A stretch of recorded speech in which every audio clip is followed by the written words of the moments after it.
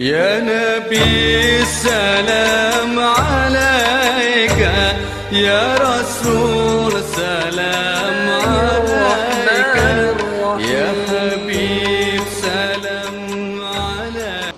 Bismillahirrahmanirrahim. Assalamualaikum warahmatullahi wabarakatuh.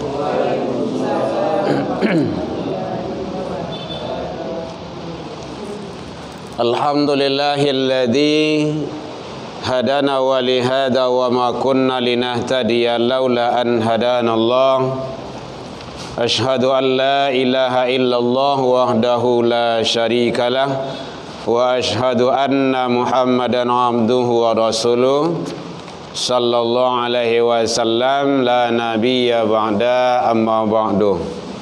Puji dan syukur kembali kita ucapkan kehadirat Allah Subhanahu wa taala. Alhamdulillah biidznillah wa qadarullah, dengan izin Allah Subhanahu wa taala sampai detik ini Allah masih berikan kepada kita umur panjang. Alhamdulillah. Sehingga dengan nikmat kehidupan itu kita bisa hadir di Musholla Quba ini untuk melaksanakan ibadah. Mudah-mudahan ibadah-ibadah yang kita lakukan diterima di sisi Allah hendaknya. Alhamdulillah sampai malam ini Allah masih titipkan kepada kita kesehatan. Sehat Ibu? Alhamdulillah. Karena banyak saudara-saudara hawa ummuhalai panjang badan tak sehat. Istirahat ninyo, istirahat atau istirahat. Di rumah sakit. Kau ndak percaya caliaklah tu. Nan muarang-arang, nan mengaluh, nan menangis, nan takut lailah, nan cuci darah 2 kali seminggu ada aja. Alhamdulillah awak lai sehat. Sampai malam ini Allah masih berikan, titipkan kepada kita waktu luang dan kesempatan. Alhamdulillah. Karena banyak je manusia umurnya panjang, badannya sehat, tapi nyo ndak sempat ke surau dah. Sibuk. Ya memang seperti itulah. Tu balik kawak sorang-sorang balik. Karena di dunia kau adalah dunia darul amal. Dunia kau sampai berbuat, beramal. Lakukanlah yang kau lakukan. Al-akhirah darul jaza. Akhirat sampai pembalasan. Allah pasti akan balas.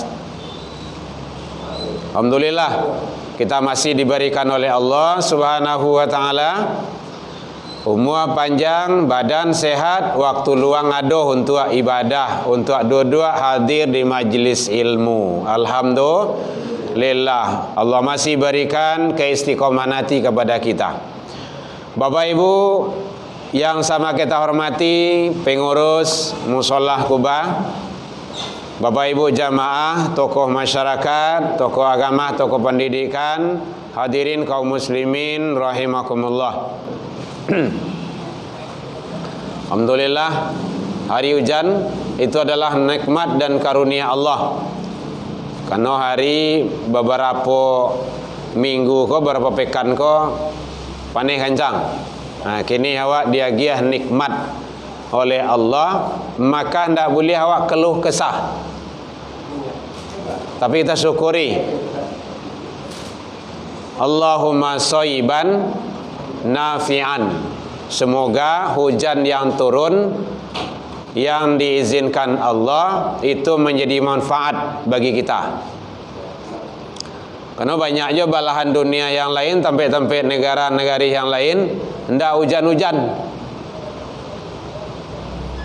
Atau sebaliknya, hujan mangga tutui saya tu sebentar.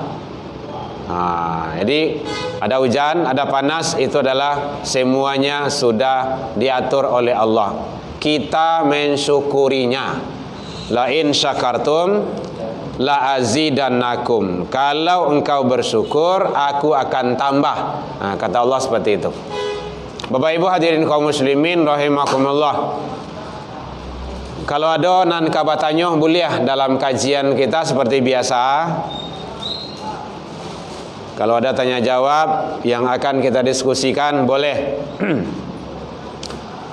Pembahasan kita sekarang adalah bab taharah. Ini adalah sangat penting sekali dalam ilmu fikih, dalam pelaksanaan ibadah.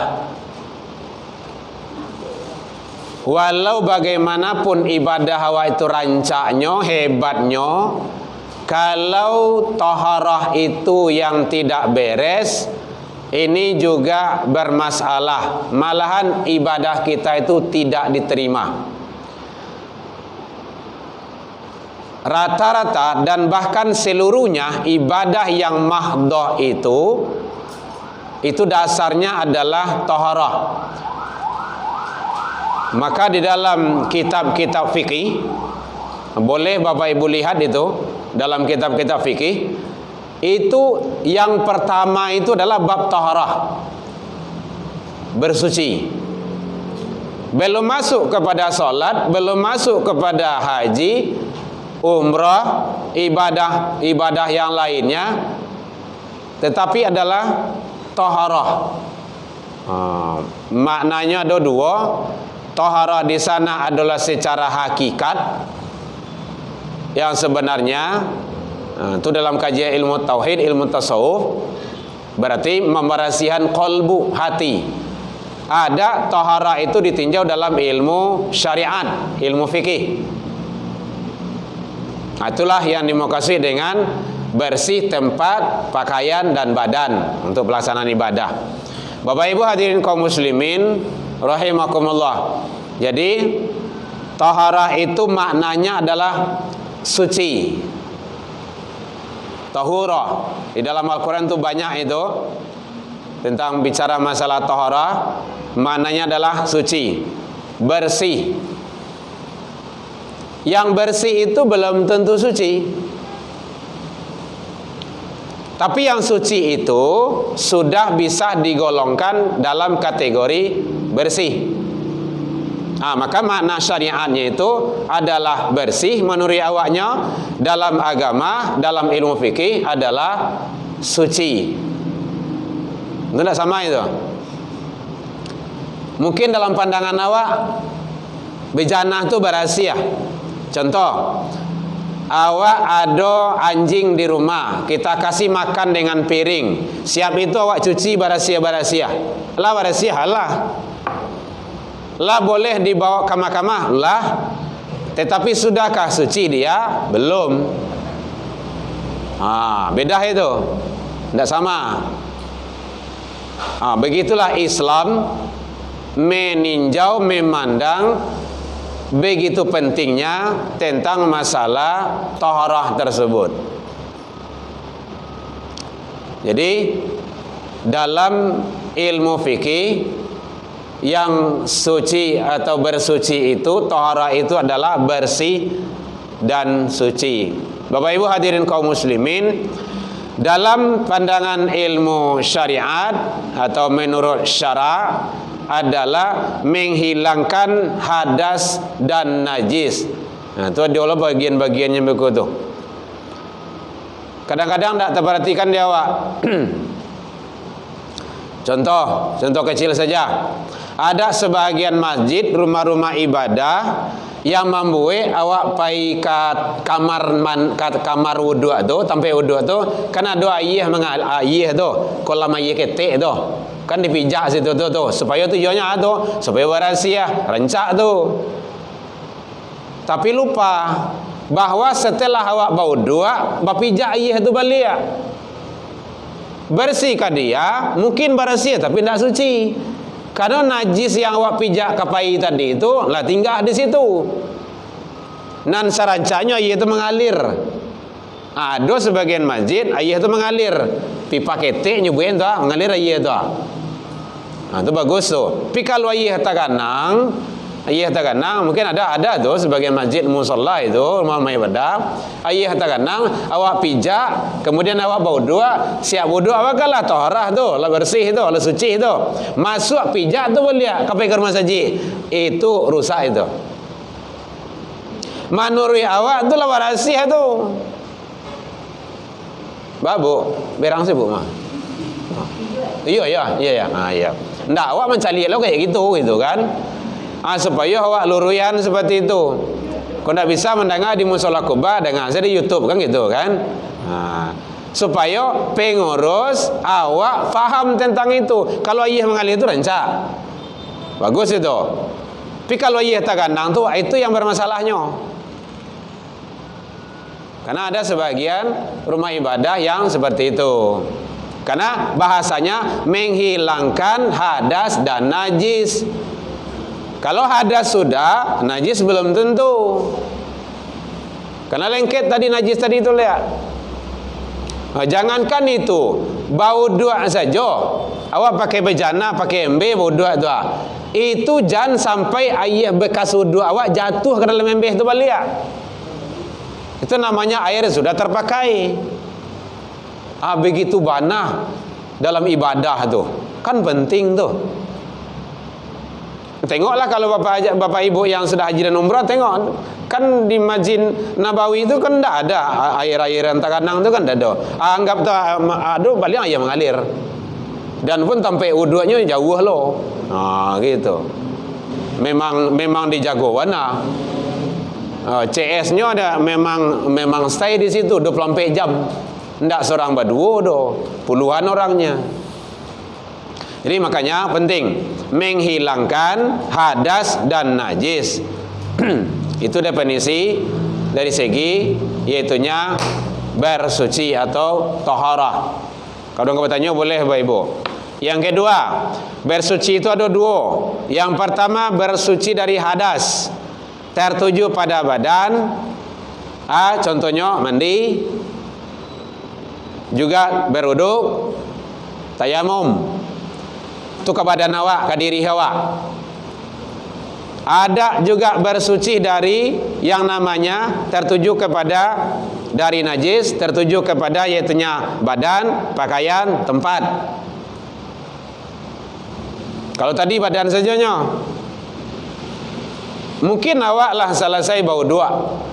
Kalau tampe bermasalah, tidak usah ibadah.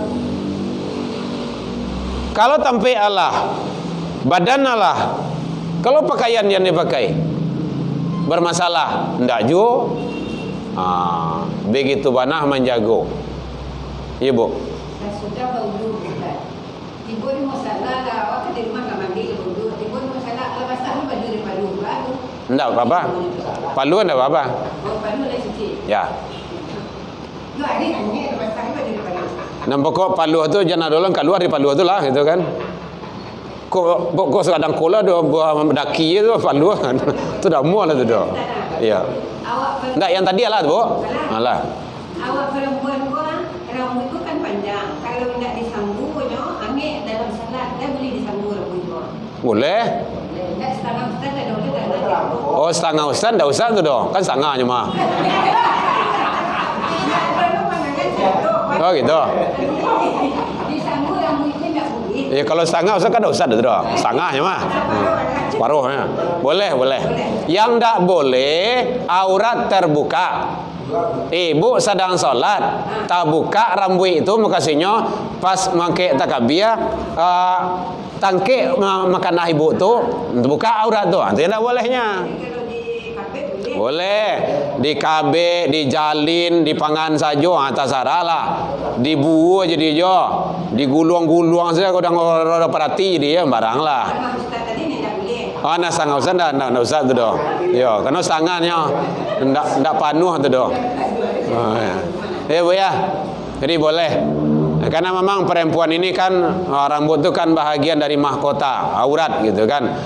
Aurat bagi perempuan itu seluruh tubuh, itu yang mudahnya, kecuali muka dan telapak tangan. Ini supaya murahnya tuh. Seluruh tubuhnya aurat. Dah boleh tu buka. Ya Bu, nanti dia lah kan? Dah dua, tiga lah. Sudah baudu di rumah. Yo. Pai salat musalah. Ya. Kaki kau tak terlampau dah, tak pakai kamu selesai salat tu Ustaz. Kaki. Yo, kan tak buka orang tu. Ha. Buka kaki tu apa berjalan musalah, kau tak pakai pakai kaos. Oh gitu. Sebaiknya, kan orang cari yang terbaik kan? Sebaiknya, kalau seandainya perempuan itu bisa, alangkah lebih baiknya pakai kaos kaki dari rumah, itu lebih rancak. Tapi kalau seandainya memang tidak, mungkin kita hanya ada orang tak biasa pakai kaos kaki itu kan. Pergi kalau ama-ama mau di kampung itu kan. Di siko ndak ada ama di kampung itu kan. Orang-orang kampung kan sawah kada jauh ke ladang gitu kan. Maka itu tidak membatalkan wudu. Tapi ingat, kalau dalam solatnya batal. Terbuka aurat namanya itu. Nyo nanti lari kepada hal-hal yang membatalkan wudu, membatalkan solat, itu beda. Tidak sama. Gitu. Tapi kalau dalam sedang solat, terbuka aurat, ya. Tapi kalau berwudu, tidak ada masalah. Contoh ibu-ibu kan berwudu di kamar wudu, di tempat wudu itu, kan ada membuka buka kapalu, buka apa itu? Kuduang, jilbab. Kan ibu-ibu sama ibu-ibu, tidak apa-apa. Ini tidak boleh kan sama laki-laki kelihatannya. Itu boleh, tidak ada masalah. Cuma nanti dalam sholat jangan itu terjadi, karena nanti jatuh kepada yang membatalkan sholat. Ibu ya, cerdas ibu ya, letih gue buah. Iya, iya pak, iya pak. Jadi untuk ibu kemana? Ya. Di sana kan nampak nikah pasangan. Ya. Apa ibu pakai cadar itu ada nampaknya. Buncuang saja ya. Baik. Dalam masalah itu para ulama berbeda pendapat. Maka kalau seandainya tawaf itu wajib buka. Tidak boleh pakai cadar. Tawaf. Tapi kalau seandainya memang sholat, itu tidak membatalkan sholat. Karena bagian tidak membatalkan sholat, dia menutup aurat. Yang membatalkan sholat itu adalah terbukanya aurat. Tapi kalau terbuka aurat, ya. Tapi kalau dia pakai cadar atau tatutui abi, sedang pokok lain nampak gitu kan, tidak ada masalah. Karena itu bukan bahagian daripada yang membatalkan sholat. Nyu lari ke situ.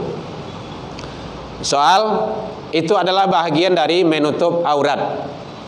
Ada ulama berbeda pendapat. Muka dan telapak tangan, kan itu yang boleh terbuka. Punggung tangan bah. Maka ada ulama yang menyatakan, satu, punggung tangan itu karena dia adalah satu paket. Kalau istilah orang apa kan sewale-duale namanya itu. Kan tidak mungkin menutup ikut saja doh. Maka di dalam solat itu wajib tertutup. Dalam solat. Di luar solat maka itu boleh terbuka. Maka ada sebagian ibu-ibu yang pakai sarung tangan, ada yang tidak, gitu kan. Di luar solat. Tapi kalau dalam solat itu tertutup. Jadi tidak boleh tangan ibu-ibu nampak. Tertutup. Tak masuk memakai takbirah. Kita belum masuk tentang sholat sebenarnya. Angkat takbir. Angkat takbir itu hati-hati, jangan sampai terbuka. Itu ibu-ibu kalau makanah yang kecil, kan ada makanan yang gede tuh. Kalau yang gadang jalan tidak salah, gitu kan. Hati-hati. Itu supaya tidak jatuh kepada hal-hal sifatnya yang merusak dari ibadah kita, sholat, gitu. Ibu ya. Jadi bersuci ada dua tadi, yaitunya dari hadas, dari najis. Dari hadas itu tertuju kepada badan seperti mandi, tayamum, kemudian juga dengan berwudu. Itu kalau seandainya memang kita berhadas. Jadi berhadas itu kalau seandainya tidak bisa dengan wudu, berarti dengan mandi. Itu hadas besar namanya itu. Kemudian termasuk kalau najis tertuju kepada badan, pakaian dan tempat untuk ibadah, pelaksanaan ibadah. Jadi tanya Bu. Kemudian selanjutnya termasuk alat-alat bersuci yang biasa kita pakai. Itu dah biasa itu dalam ilmu fikih. Yaitu diantaranya air, itulah bersuci. Kalau tidak ada air bah, boleh tanah. Kalau tidak ada tanah bah, boleh batu. Kalau tidak ada batu bah, ada juga yang memakai tisu. Bisa dipakai. Ada juga daun. Yang penting yang tidak membahayakan. Itu nanti jatuh kepada hal-hal sifatnya kondisi darurat. Ibu-ibu naik pesawat, kan tidak ada air itu doh. Andai kan ada tu tidak barah tu doh. Yang siapkan di situ tisu. Tisu yang ada di situ doh. Batu mungkin doh balik mah. Enggak 1 ton lah, sekian kilo lah membawa batu tu mungkin kan. Gitu. Tisu itu. Bu ya. Mungkin pesawat ke Jakarta atau kemana saja kau pergi, tengoklah tu. Andaikan ada air, cuman kapasitas tidak banyak, dikit cuman. Makanya boleh pakai tisu. Nah, bahkan termasuk boleh pakai daun. Kalau di awak pai darurat, contoh kan ke ladang awak jauh lah puncak bukit. Air hendak ada, puncak bukit namanya mah. Hari nak hujan doh, batu hendak ada, tisu kan ada bawa doh, pakai ke ladang mah. Yang ada daun. Boleh. Awak tersesat buang air kadang. Kira mah kecal lah padang kau. Malas suih saya. Enggak 3 jam. Baca itu. Boleh pakai daun, boleh. Dengan catatan daun yang tidak membahayakan. Kalau di kampung pun namanya daun jelatang namanya itu. Tahu Pak ya? Daun jelatang ya Pak ya? Gata-gata tu ya. Enggak sekali tu Bu. Kalau sekali gata namanya itu mah. Gata-gata. Angui-angui. Daun bio-bio itu tidak boleh. Itu yang membahayakan toh.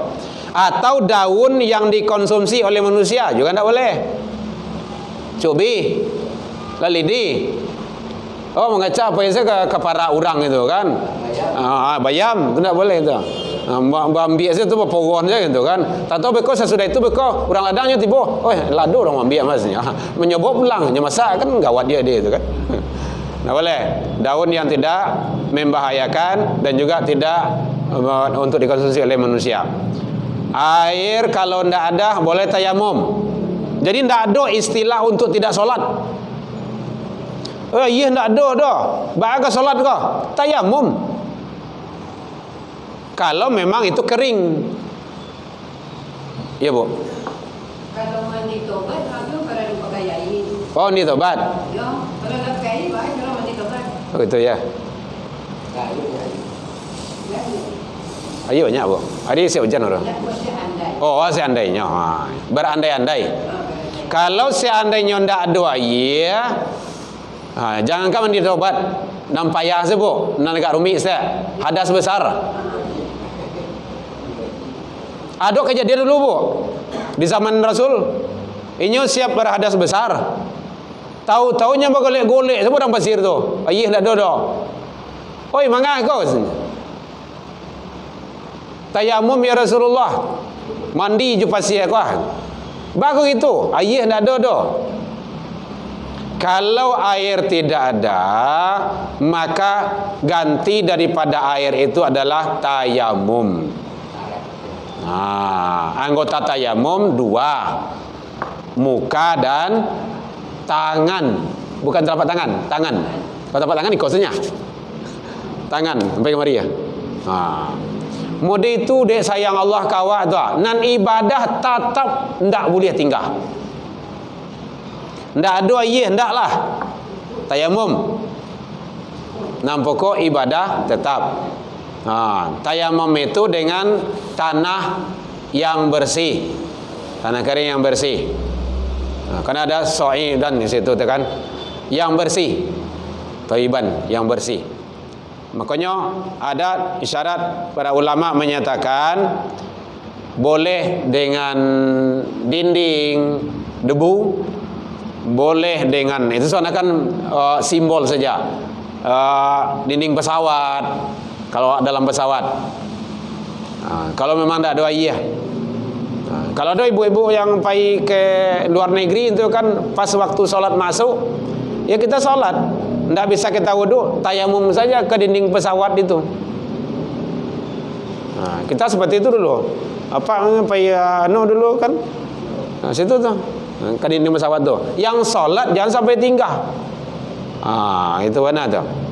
Jadi kalau ndak ada air, ganti daripada air itu adalah tayamum. Anggota tayamum itu 2, yaitunya muka dan tangan, kedua tangan. Bapak Ibu hadirin kaum muslimin, jadi alat bersuci itu ada air, tanah, dan batu. Termasuk tambah-tambah yang lainnya kayak tisu tadi atau daun yang tidak membahayakan. Karena Allah menyatakan dalam Al-Quran, ini surah yang kedua, ayat yang kedua, 22. Innallaha yuhibbut tawabin wa yuhibbul mutatahhirin. Begitu pentingnya tahara itu. Kalau awak jago tahara itu, kebersihan itu, Allah cinta, Allah sayang kepada kita. Dan Allah terima taubat kita. Makanya Nabi menyatakan, kebersihan itu, tahara itu adalah bahagian dari iman. Tandanya orang beriman itu dia bersih. At-tahuru syatrul iman. Bahkan termasuk sahnya ibadah itu adalah dia taharah, bersuci. La tuqbalu shalah bila tuhur. Tidak diterima ibadah salat seseorang kalau dia tidak bersuci, atau taharah. Kan penting tuh. Itu gunanya awak muajan kepada anak-anak awak elok-elok tentang taharah tu, bersuci itu. Bapak Ibu hadirin kaum muslimin rahimakumullah. Ada yang ditanya lagi Bapak Ibu, silakan. Juga hadis yang keduanya, la tuqbalullah salatan ahadukum idza ahdatsa hatta yatawadda. Tidaklah diterima salat seseorang di antara kamu apabila dia berhadas sampai dia itu berwudu. Makanya penting wudu itu, tawadha, suci itu. Hadirin kaum muslimin rahimakumullah. Kemudian termasuk air yang boleh dipakai. Ini tidaklah sembarang air itu doh untuk wudu doh. Harus jelas airnya. Nah, dalam ilmu fikih yang pertama air mutlak. Air mutlak tuh itunya air suci. Ya, air mutlak, air suci, sifatnya suci, zatnya suci, dan dia dapat menyucikan. Ini nanti beda nanti tuh. Ada air itu suci, tetapi dia tidak dapat menyucikan. Kau air mutlak tuh airnya suci, dapat dia menyucikan. Di antaranya air hujan. Tuh. Kalau ndak ada air awak jalan pam kau PDAM kau air hujan, bau dua aja air hujan tuh, boleh. Air sungai. Sungai itu mengalir. Nya beda kok sungai tekanang kok mengalir. Walaupun mau uniang lewat situ, aja lah mau uniang di sandua. Nya doy itu. Pas awak udu nya lewat. Ndak apa-apa. Nampak kok kan indah inyo nan awak ambil doh. Gitu. Ikan nila ke sih ikan nila. Ya, kan ameh. Mengalir, syaratnya mengalir. Dia isi itu kalau gitu. Boleh. Memang sudah fitrahnya, memang fitrahnya yang karuah itu kan. Tapi kalau setelah diginikan, ndak karuah doh Pak. Karena sewaktu ke Pekanbaru dulu, pai Isra Mi'raj tabligh akbar, onde mau dia yete. Mandi itu, pas awak gituan kah? Ndak karuah. Ndak apa-apa. Karena memang fitrahnya kayak gitu. Fitrah iya kok macam-macam kok gitu kan. Dan dia mengalir. Ada hilir, indah kiri hilir, indah kiri apa itu kan hulu itu kan. Ini udah beda tuh. Boleh. Jadi air hujan boleh dipakai wudu, boleh. Air sungai boleh dipakai wudu, boleh. Air lawi. Kalau ada wak kalawi, tiba tanggal lawi itu waktu masuk bau dua pakai lawi boleh. Terus waktu di Jakarta dulu kan, tu iya putusnya apa tuh? Karena lewat jalan darat gitu kan, di kapal tuh. Basanduk saya di ayen itu lah. Bodoh itu. Air sawah, cari lo air sawah dulu. Nyo air sawakor kan dak ngange. Nah, itu ndak itu. Nanti air musyammas namanya itu. Tercemar. Atau lah berubah bau. Nah, gitu. Ya nanti dia suci tapi tidak mensucikan. Sifatnya itu tidak mensucikan lagi dong. Nah, termasuk bau tadi itu. Air semua boleh.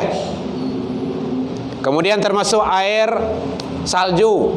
Kalau ibu-ibu pergi jalan-jalan ke daerah kutub, ndak ada air biasa do, salju itu sebudua boleh, ndak apa-apa. Nah, air embun pagi. Embun pagi. Kalau embun malam terserahlah. Iya, Pak. Ayu bangun juga bisa. Hah? Ayu bangun. Kalau Kalau baru kan bangun lagi itu. kalau memang fitrahnya memang seperti itu, tidak ada masalah. Nah, ini kembali ke fitrah tadi boleh ya? Kalau kayu ada. Ya. Kayu minyak mah. Kodratnya tuh mah. La nasi ni awas awak la nasi itu. Boleh. Baik, wa yunazzilu alaikum minas sama, ini Al-Qur'an Allah menyatakan, dan diturunkan dari langit air, itu tujuannya adalah ma'an, untuk mensucikan. Jadi air yang turun dari langit itu, makanya hujan gua, ndak iya ke zaman burung doh. Ini banyak gua. Iya ke zaman burung kan turun dari langit itu. Ndak. Itu airnya adalah suci. Juga dalam Al-Quran surah Al-Furqan, dan air yang diturunkan dari langit itu adalah sifatnya suci, menyucikan.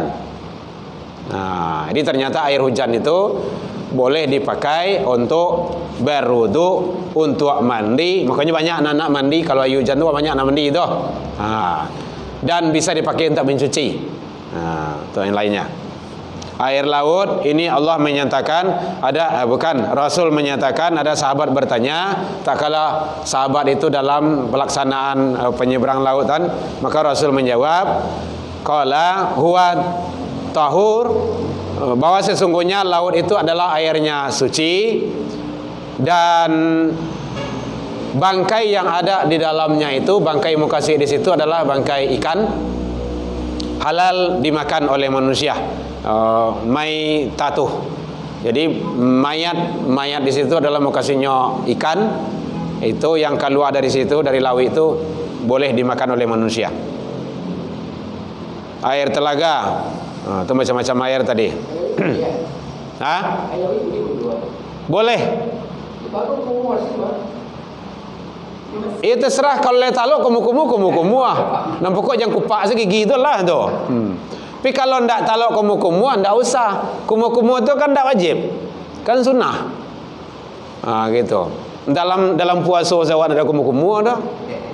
Ya. Jadi nanti kepada yang wajib-wajib saja. Kalau mampu kita berkumur-kumur silakan. Kalau ndak ada masalah. Gitu. Air lawi itu asin iyo. Kalau dibawa pulang kabarnya ndak ada ya. Iya. Mungkin tinggal di situ mungkin asin itu gitu kan. Bapak Ibu hadirin kaum muslimin, termasuk air telaga. Juga termasuk itu adalah air yang bersih, suci sifatnya. Ini adalah macam-macam air mutlak yang pertama. Yang kedua air makruh. Itu tadi ada yang bertanya tadi, air makruh. Air makruh itu air yang sudah terjemur, termasuk air yang angin tadi itu. Air sawah tadi itu, atau awak ada kolam biasanya awak bawa dua situ. Tahu pulang kampung seminggu, pulang dari kampung tu awak ke bawa dua, tahu air itu angin, panis sedang kancang. Maka air itu mukaruh. Kalau di kampung namanya mengaji kitab wajib guru kayak itu. Mukaruh dipakai untuk wudu. Makruh. Sebaiknya tidak. Kan gitu. Karena itu adalah air musyammas yang sudah panas atau dipanaskan oleh sinar matahari. Itu sebaiknya tidak dipakai untuk wudu. Tapi kalau untuk mandi boleh, untuk mencuci boleh. Karena dia sudah namanya makruh itu kan sebaiknya ditinggalkan, kan gitu. Nah, maka pakai air yang lain. Nah, kan gitu. Atau diganti air kolam itu dulu. Air kolam itu gitu kan. Jadi yang kedua adalah air makruh. Air yang sudah dipanaskan oleh sinar matahari dan dia sudah berubah. Dia suci, tetapi kesifatannya itu tidak dapat menyucikan secara sempurna. Makanya makruh. Sebaiknya ditinggalkan. Bapak Ibu hadirin kaum muslimin rahimakumullah. Air yang suci tidak dapat disucikan itu disebut juga termasuk tahuran ghairu, air yang tidak boleh atau tidak baik dipakai untuk berwuduk. Ada beberapa bagian air yang tidak baik dipakai itu. Yang pertama adalah yaitunya berubah salah satu sifat dari sebab tercampur dengan sesuatu benda. Jadinya berubah, air itu berubah karena bercampur dengan sesuatu benda. Contohnya air kopi. Ada pak wuduk air kopi? Air teh. Kalau tehnya agak sapo, agak sadrom, kan banyak tuh. Tapi itu ndak baik untuk dipakai berwuduk lagi. Dia suci, bisa diminum, bisa dikonsumsi. Tapi sifatnya itu tidak menyucikan lagi. Air karambi ndak boleh. Air kelapa. Air kelapa. Diminum boleh. Boleh kalau lawan campur aja susu, es, ndak baik lagi. Sejenisnya lah, air sirup.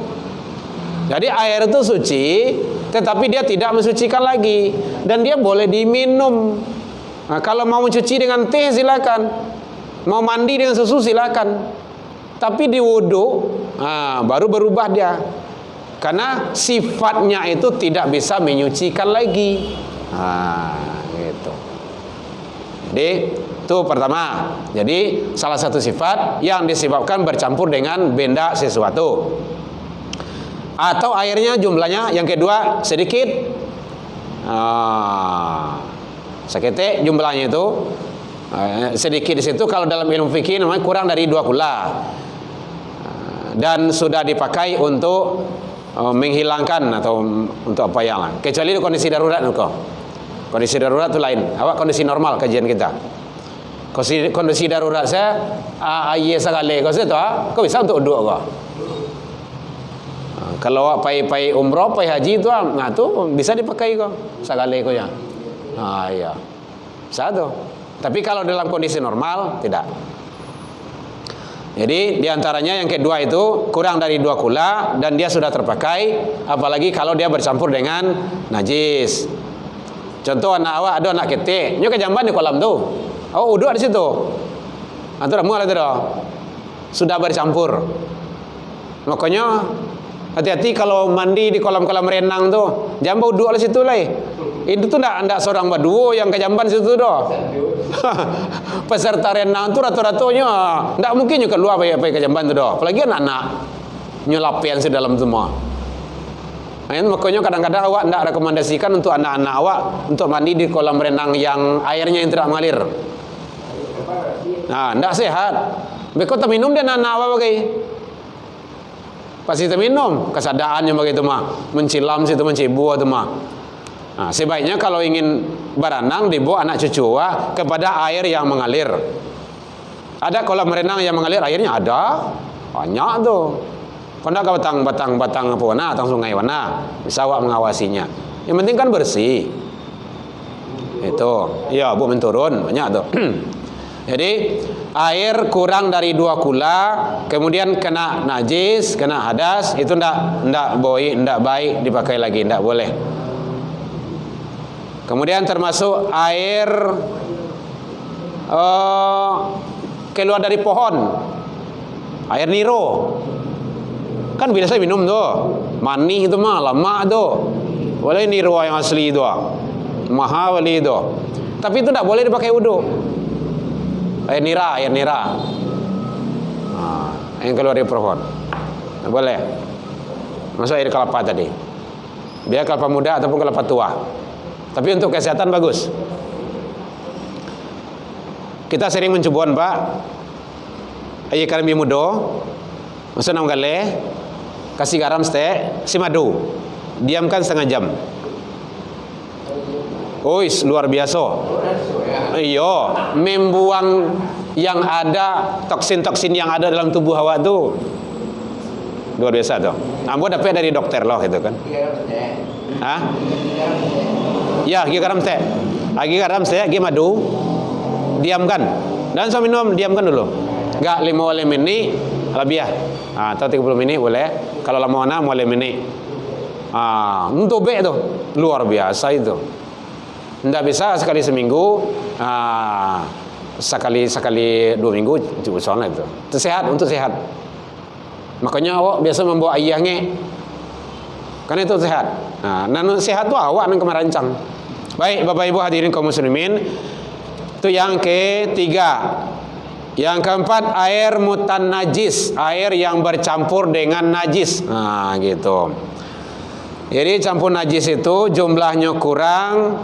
Atau kalau lebih pun, kalau tidak berubah baunya, tidak berubah warnanya, tidak berubah rasanya, itu boleh dipakai. Tapi kalau sudah berubah, tidak boleh lagi.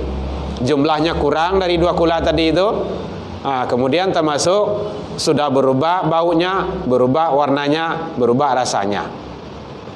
Tapi kalau fitrahnya tadi dia sudah mengalir, karena air batang sungai itu, itu boleh. Ataupun termasuk air semua di situ. Ya, Pak. Hah?